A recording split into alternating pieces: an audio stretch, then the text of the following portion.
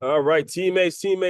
We are back once again. If this is your first time listening to the Move Swiftly podcast, welcome to the number one show on innovative teamwork. Great to have you. Looking forward to having you back for more. To my regular listeners, you did it. You hit the play button, which means you know what's going down. You know there's something about to go down in your life in which is going to make you better. We're just here to help you through the moment. As I always express to you, whether it's myself or a guest, we're always here simply to help you get through the moment, give you something that's going to last a lifetime, that's going to make it so you're just a little better that day. All right. Today, I have Mr. Jeremy Shapiro, who runs something called Bay Area Mastermind. And if you're not familiar with what a mastermind is, you are going to get a master's class in exactly what a mastermind is. I've been a part of quite a few of them, and I'm a huge advocate for getting yourself joining one, just being a part of something, regardless. There's ones that fluctuate from high ticket ones to just something that is very cost effective.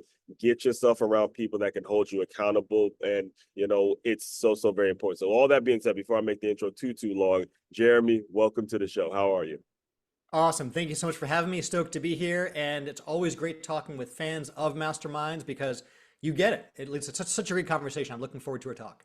Yeah, and the thing is, what gets me about your story is things started very early for you. All right, I believe you describe yourself as psychologically unemployable. Like you describe this as, I am incapable of actually having a job, because actually for you back in high school, you were selling, you were doing things in the business, you were taking initiative. And this is one of the things I tell people all the time, especially this audience. There's a lot of former athletes, current athletes that listen to me. It's never too early to start. You can create business opportunities for yourself. You can go ask questions and meet people. So, kind of, why don't you just kind of walk us through your background a little bit, how you got started in business early on, and then we'll kind of kick things off from there.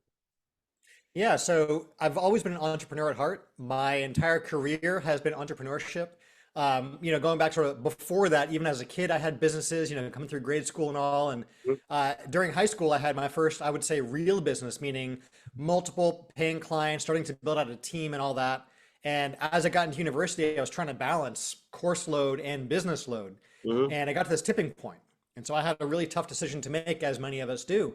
And I decided I'd take a semester off.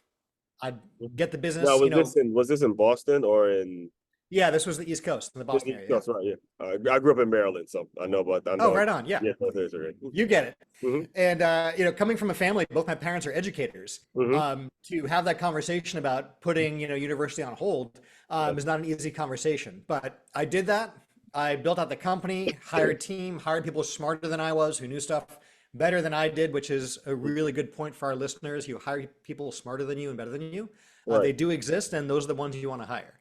right. And from that, entrepreneurship has been everything I've been doing for the past 25 plus years, and all of my businesses during that time have all been in the service of entrepreneurs, founders, and business owners. So what you mentioned your parents being educators, because I want to go back to that for a second. And you also mentioned actually attempting to do things as a kid, even though it may have been something that was really funny. There's actually an event I went to last year called the Children's Business Fair, where you had the parents and their children, and they actually created products and they sold things like that.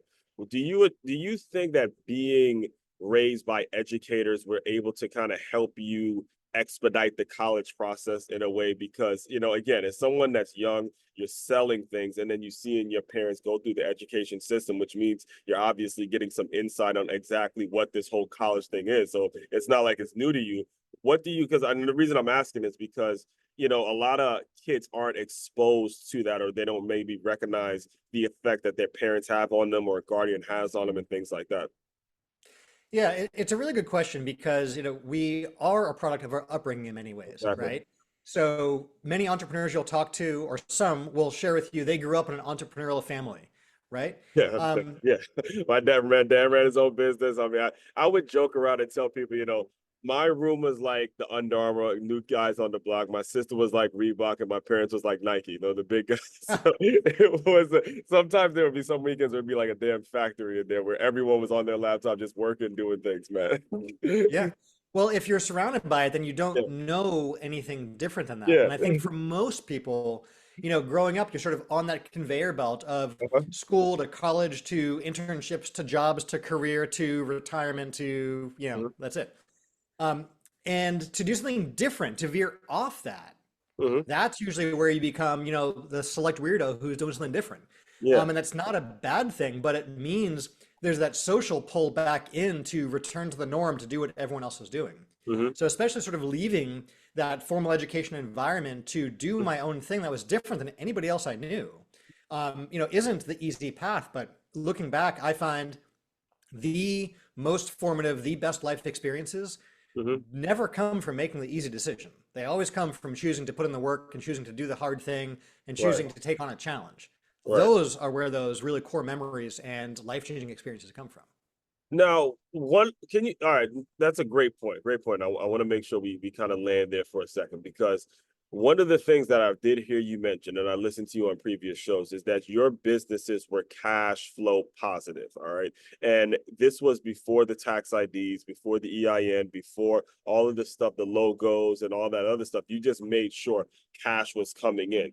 Can you speak on the importance of that for a little bit? Because nowadays, again, we don't have education in the school system that teaches people just how to run a business. That's not, you got to go out and learn on your own. And a lot of people do those things and they think they're in business, but they spend so much money on this that the cash flow, they have the nicest logo, the tax IDs, are everything is straight. But again, there's no cash flow, and then they run into a problem. Yeah. So it's interesting. I think there's something about entrepreneurs that often leans towards being a perfectionist, Yes. right? And that Okay. typically comes, I believe, from if you're going out there and putting your name on something, Mhm. right? That's your baby, that's your pride, that's your joy, that's your personal brand. And Right. so we want things to be perfect. We set a very, very high bar for ourselves, Mhm. right? And that's not a bad thing. But when perfectionism gets in the way of actually launching and doing something, that's when we start, to see a problem. Mhm. So I've always been a huge proponent of MVPs or minimum viable products. Figure out what is it you can do to deliver some value such that you can be compensated for that. You can Mhm. always build on that later. So all of my businesses from day one have been cash flow positive. And one of the stories I like to share is we had a business and had an idea for a course we wanted to offer. Well, we didn't know how the market would feel about that. So you throw up a sales page for it, you get some marketing out there and let folks sign up for it, right? We Right. put a date on the calendar, draw a line in the sand, and people see that and they signed up for the course. Right. Good. That was sort of a checkpoint. If we didn't get that many enrollments or that many signups, there was no, there's no down besides maybe like opportunity cost, but we hadn't paid for an event venue yet. We hadn't really paid for marketing. It was Right. just a matter of testing the waters. Mhm. So that was our first checkpoint. So now we've got to actually produce the event. Well, that's good. We've already got cash in the bank from registrations for a future event. Okay. We now prepare for, put the course program together, the binder, the materials, all the stuff. Mhm. And so we run our day of event. Now at the event, we had the idea to put together a little promo of do you also want to buy like the actual content, like the Right. recordings from the event? Yeah. Just seeing if there's value in that. So we go and we test market that, and a lot of folks in the room wanted Uh-huh. to buy the Right. course. Well, the funds that came in from that covered the costs of the editing, the production, creating, shipping, and fulfilling that. Okay. Yeah. Well, now we had a course we could sell. So now we go and we try selling that course, right? Mhm. And again, we get sales from that, and that covers the cost of production of fulfilling those orders. Right. And then that went on to the idea of, well, let's create more live events and so on. So there's this like snowball effect, Mhm. but each step of the way is like a quality control gate. Are you doing the right thing? Is your messaging on track? Right. Because we've also had things over the years. You Right. put it out there and it's a flop. No one's interested. No one wants to buy. Right. Well, I sure as heck want to figure that out earlier on before you've invested all the time and energy in putting together the entire program that nobody wants. So the Right. earlier you can test market your idea and actually get sales and deliver the baseline of value, Mhm. the sooner you can validate your idea and then Right. incrementally build on that or Right. adjust course. Right. Now, when it comes to creating that product, how do you advise people to figure out who exactly they want to serve? Because there could be a lot of people, I mean, money plays a role in this, right? There could be people, all right, I'm going to put something out there and they're just going to buy it, but they know it's not something that's actually going to serve people. But then there's something that people need, and then they want to sell it and they have to figure out ways to sell it. How do you manage that kind of that dilemma when it comes to, okay, what's going to actually make me money, or what's going to be just something I want to put out there and hope people buy because I know it works, or I know it's something I would like to buy, and things like that. And we always use the phrase in my mastermind, before you answer, we always use the phrase is, you're not your own avatar. You're not your own avatar. And that's something that you're kind of hinting at. So I want to give you the platform to speak on that a little bit. Yeah, that's a really good reminder, and we talk Yeah. about that a lot at our mastermind too, Yeah. right? You're not your own customer. Rarely are you your own customer. So Mhm. just because something doesn't resonate with you doesn't mean it doesn't resonate with the marketplace. And the Yes. only way you know what's going to resonate with your marketplace is you test things out. So let's talk marketplace. Who is your customer? Well, when you're an entrepreneur, the good news is, you're your own boss, you make the decisions. But the Yeah. bad news is you're your own boss and you've got to make the decisions. So when the Yep. world's your Yep. oyster, you got to choose. So there's a phrase that comes to mind often that we often talk about, which is riches and niches. Yeah. If you can figure out who that niche market is, Yeah. right, you can be the go-to resource for that market. So Hmm. as an example, if you were having, you're a sports player, right? Hmm. So if you've got some acute injury that's impacting, your elbow, Yeah. right? Do you want to go to a general doctor who takes care of family medicine and everything else? Or do you No. want to go like the sports medicine doctor who specializes in elbow surgery? Right. Right. Right. You want to go Exactly. to a specialist. You got a heart issue going on. You want to go to a cardiac surgeon, not, Exactly. a veterinarian who also sees people sometimes, right? Right. So Exactly. being a generalist isn't good.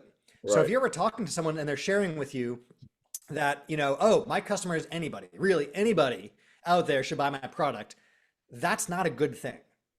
Wow. The more you can Strong niche advice. that down, That's true. the Yeah. better. The more you Yeah. define that avatar, the Yeah. better, because you can outspend the competition within a niche. Yeah. And I'm so glad you brought up the word competition, because another example of what you're sharing would be one of my favorite companies to actually talk about, being from Maryland, which is Under Armour. And Under Armour, if you remember, they started out as selling the tight, stretchy T-shirts, and this is what they did. And I would watch. I mean, I'd spend hours watching his keynotes and doing all. I mean, this was I just am a fan of it, being a football guy. And the question got posed to him: what did you do when it comes to Nike, Adidas, and all these other strong competitors? He goes, look, I never looked at Nike as competition. I just got people out of cotton, get into performance, get out of cotton, get into performance. And he said, if Nike starts to put out more performance material, I win. They validated my product. They validated the thing that I put out there. So when you're in business, and as you're listening in, you got to understand competition exists, but it's about validating a certain product and serving the same exact people, but doing it faster, doing it better, and making sure you actually are standing out in the crowd and things like that. So, all that being, Well, oh, go ahead, go ahead. yeah, so using that example, I love to touch on Yeah. from earlier. A cardiac surgeon does not view a family doctor as competition at all, at all. Now, Very, that family physician might look at the cardiac surgeon and think you're taking business from me, right? So when you're a generalist, yeah, the that's a niche good point. experts Very great point. may be taking your business, but when Yeah. you're a niche expert, the generalists are never taking your business. That's a very great point, because school, and now we're back to school again, because school trains you to be that generalist. School, there's kind of, you're pushed in that generalist category. You pick a major because it's going to be this much money, and they're going to start you off at this salary. Now you get to make the school look good because you have this job with this company, this career, and all that. So when you're running into people in that are facing this, and this is something that is pushing you to join masterminds. I know for me personally, what made me join a mastermind was knowing, look, I don't know everything. As one, you've tried this, you've tried that, you have the books, you have the podcast. I want to go learn from somebody that knows more than me, that I can go to with questions and all that. So, all that being said, uh, can you just speak on, first of all, when you started, like how your journey with the whole mastermind concepts really started, and then just kind of take us on how you were able to build what you built now? Yeah, I'd love to answer that. And Yeah. before I do, I think you'll appreciate this comparison pretty well, right? Yes. You think back to your best football coaches. Yes. Were they the most amazing football players? Absolutely not. I'm so Yeah, thinking of them now. right, Coach Brian, I love you, but no, you were not. Senior run. right. Like they are not their own avatar. Yeah. To speak to what you were Uh-huh. saying before, right? Exactly. But They knew how to help you be the best. They knew how to help you train. They knew how to help you win, right? So Uh-huh. they knew things you didn't know. And there's sort of three categories of knowledge I love to talk about with our mastermind, right? When we have guests who come into our mastermind, they, everyone has their areas of expertise, their superpowers, the stuff they know really well. Maybe Uh-huh. they're like ninjas at marketing or they're incredible at product or something, right? Right. So everyone has their superpowers they come in with. When our guests join us for a data test drive, they usually have some big burning question, right? There's something they want an answer to, and they're looking for an answer. Right. Now, when you've got a question, you can seek out experts, consultants, and coaches. You can find books. You can Google online Yeah. because there's something you don't know. Hmm. So you can look for an answer. So people come into the room with the stuff they know, and the things they know they don't know. All the opportunity and the growth and everything else that I see time and time again behind the closed doors of our mastermind Yeah. comes from that third and the biggest category of all. That's the stuff you don't know, you don't know. Yeah. So how do you find out about your blind spots? How do you learn about the things you don't know you don't know? Right. Well, in a mastermind environment, you're surrounding yourself with like-minded individuals Hmm. on a similar journey, but with different experiences along the way. Yeah. This is where, when each of our members has a chance for their hot seat, they're able to share what's going on in their business, what's working well, what's not working well, and where they need help. And so suddenly, yes, you can get answers to your questions, but suddenly you're surrounded by others sharing what's really going on. Hmm. And that's where the biggest pivots, the biggest ideas and aha moments, the biggest light bulbs, the biggest resource sharing Right. comes from again and again and again. I've seen new businesses launch just from those conversations. I've Exactly. seen new sales channels added to businesses just from those conversations. I've Yeah. seen blocks that people didn't realize were in front of them vanish just Yeah. from those conversations in the room. Right.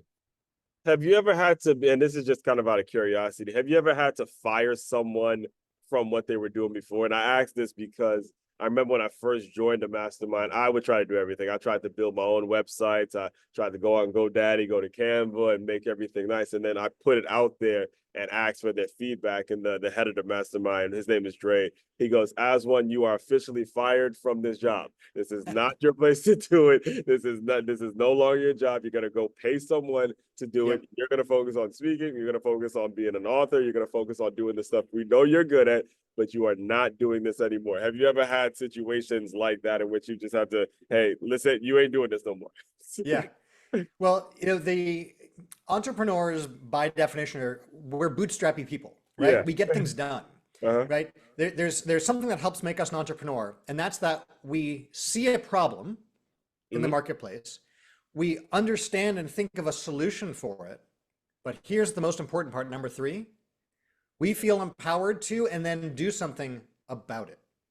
That's why we have businesses. Hmm. Most folks go through life and don't see the gaps in the marketplace or don't see the problems. They accept things as Right. they are. Exactly. Or if they see a problem, they'll complain about it, right? Or suffer through it, but won't think of how to solve it. And if Right. they think of a solution, most folks let fear get in the way and don't actually go out there and create the solution to solve it, Exactly. right? So by nature, we're bootstrappers. We get stuff done. We're people of action. Yeah. So you Um, take that into the setting you're talking about. uh-huh. At all costs, we'll get done whatever needs to get done because that's who we are. But Yeah. that's not always the best solution. And after we get going, that's where you want to start bringing in team members who can Mhm. specialize and take care of those graphics for you, right? Maybe take care Exactly. of the copywriting, take care of the website editing, take care of the accounting, the bookkeeping, whatever, Uh-huh. right? There's a ton of things in our business we, as the business owner, shouldn't be doing. Exactly. Exactly. And the type of mastermind, how were you able, first of all, kind of walk us through the high ticket ones, the low ticket ones, and kind of the ones in the middle. How were Yeah. you able to land on the type that you have? And if people are listening in, what kinds of questions should they be asking if they're looking for this, looking for that? Speak on that a little bit. Yeah, so there's sort of two pieces to your question. Let me address the first part, which is, Right. sort of these different tiers of masterminds, as it were, Right. right? So on the high end, there are groups out there and groups that I've written the checks for that are, 5 or 6 figure a year groups, right? Right. So you're writing a rather large check every year to be part of a group. Now, in these are typically high-end destination masterminds. You're Right. hopping on a plane, you're flying somewhere around the world, you're there for a few days, right? Mhm. So with travel on both sides and everything else, you're out of office, away from the family now for like a week, Mhm. and maybe 2 or 3 times a year. So On the upside, you're with other folks who can afford to be in a group like that. So generally at a higher caliber, certain business size and so on, right? You also are getting some good deep dive time and really good connection time with folks. Those are all great, right? On the downside, it's a significant investment to be a part of those kinds of groups. Mhm. You're also away from the family and the office and everything else for quite a good chunk of time. Right. But most importantly, when you only meet like 2 or 3 times a year, you can have an entirely new business between meetings. Yeah. You miss one meeting and maybe it's 9 months between, meetings. You could have sold your business, launched the new business and sold that in that time, right? So Yeah. like that cadence isn't quite there to really talk about, what's going on in the business to have the accountability. Exactly. On the other end of that spectrum are what I call like your coffee shop or, weekly phone call accountability groups, right? This is, anywhere from 30 to 90 minutes. You're getting together with folks, catching up on accountability items. These groups are sometimes free. Maybe they're like, $97 a month. It's, pretty low investment, Exactly. but you can't really get into it, right? In only 30 to 90 minutes, we can't really dive into what's going on in your business. Uh-huh.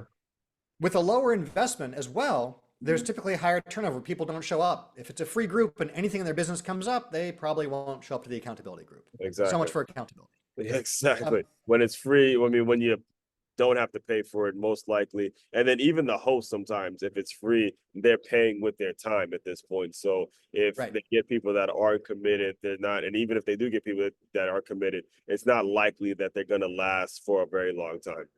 Exactly. Yeah. So I've seen those groups fizzle out again and again and again. Yeah. People usually put those together informally. They know a few folks.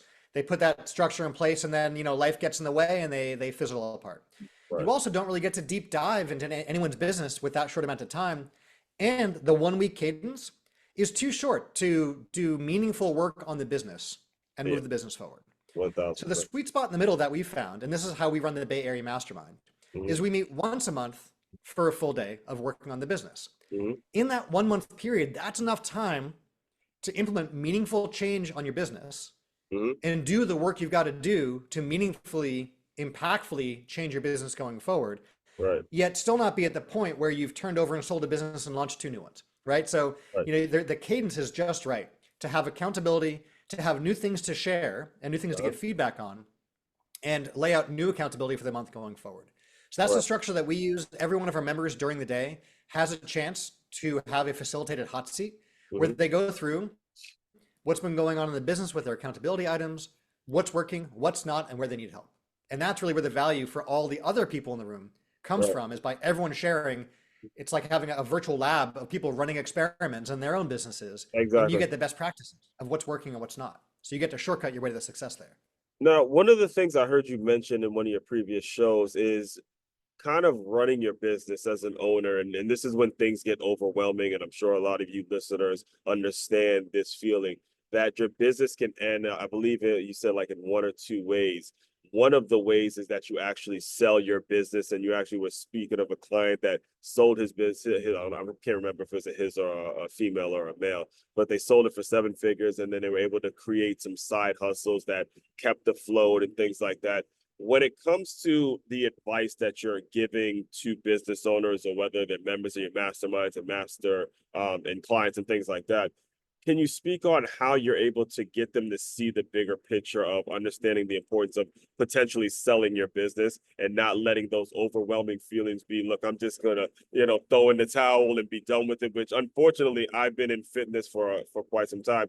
There's 6 gyms I previously worked for that are no longer in business, permanently sold. And it was particularly because they didn't teach that mindset to the staff of, hey, we can run this, we can sell it somewhere. And all of us, if we're working as a unit, let's work together, build it up and then eventually sell it to a bigger fitness industry or anything like that. But sales can be your way out, and that can be your mindset. Yeah. So what you're touching on is sort of the three trajectories businesses can have, Yes, right? that There's was only three endings for business, right. right? So one of them is sort of a dated model, like you pass it on to your kids. And if you close your eyes and think about it, in your heart of hearts, are your kids going to take on your family business and carry this forward to the next generation? Right. Almost all of us are going to say no, right? And do Even they if we and do think that's they the idea.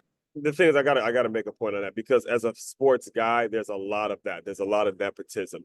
the question too is, do they actually appreciate it? I remember actually having a client who was in high school, and this is when I was recruiting kids to go to college.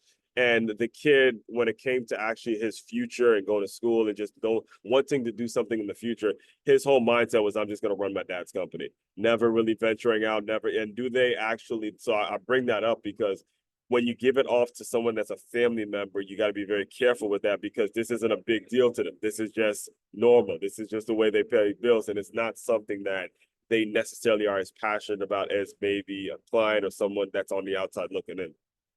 Yeah. There's there's a book I love. If you haven't read The Billionaire Next Door, it's a fantastic read.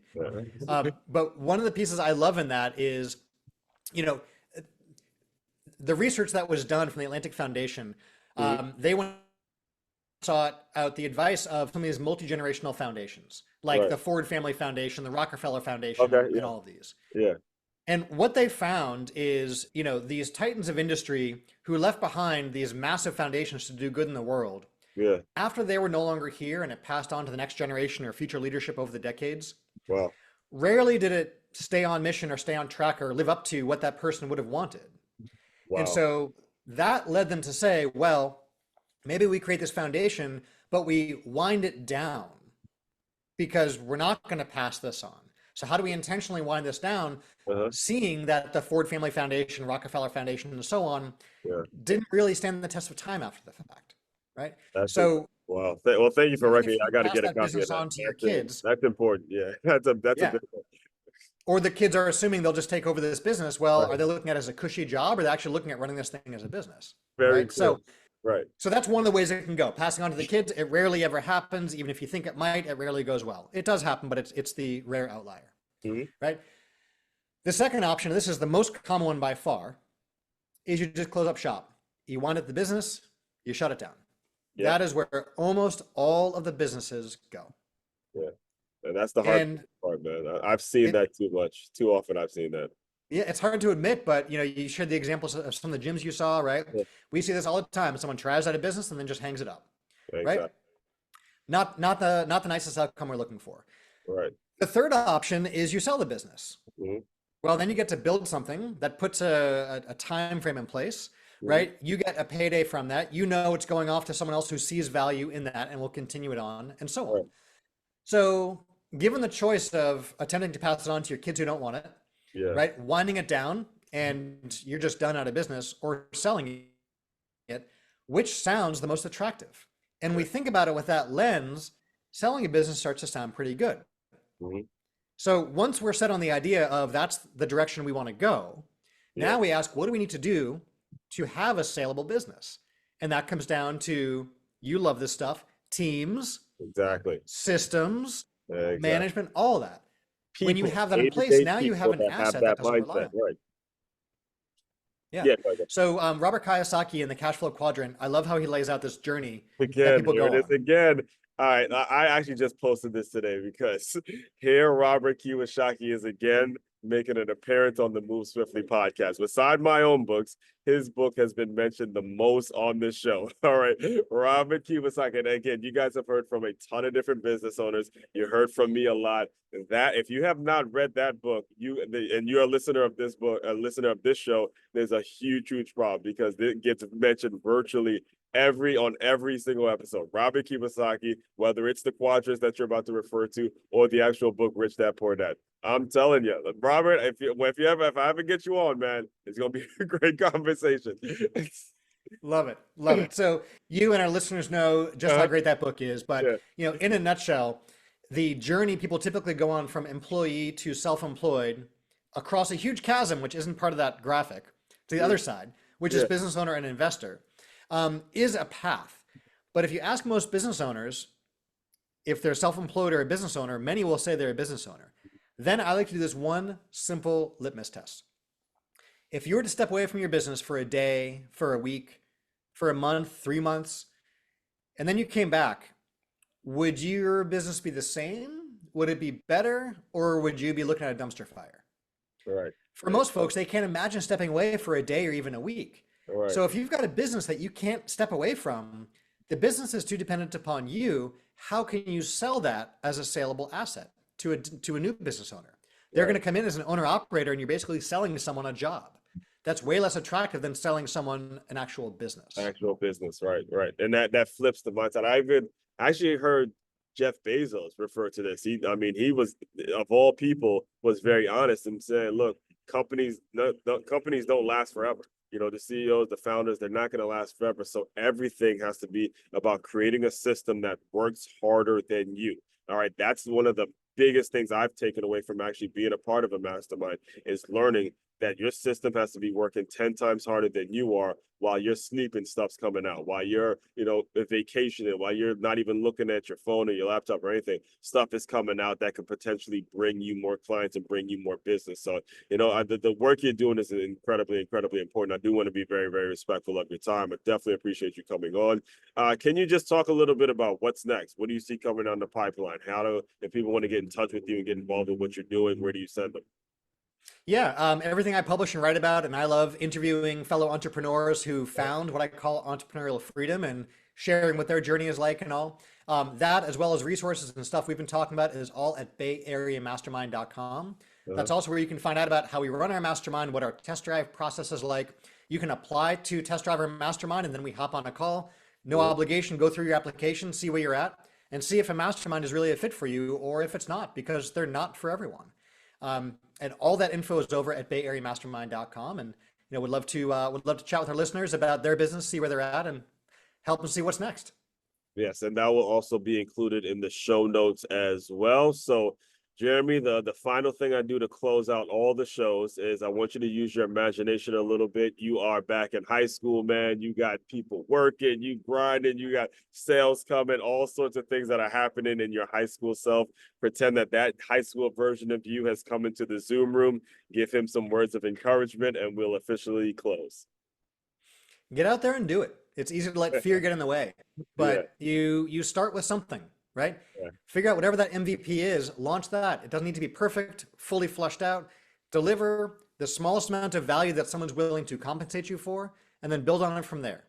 And worst case, you find out that your idea has no traction, but you learn that quickly. yeah. Best case, you find out there's real demand and interest there, and you can build on that. But either way, get started without trying to be perfectionist, and figure out the entire funnel, the entire long-term lifetime of the product and everything. Get something out there, launch it, and do it. You can.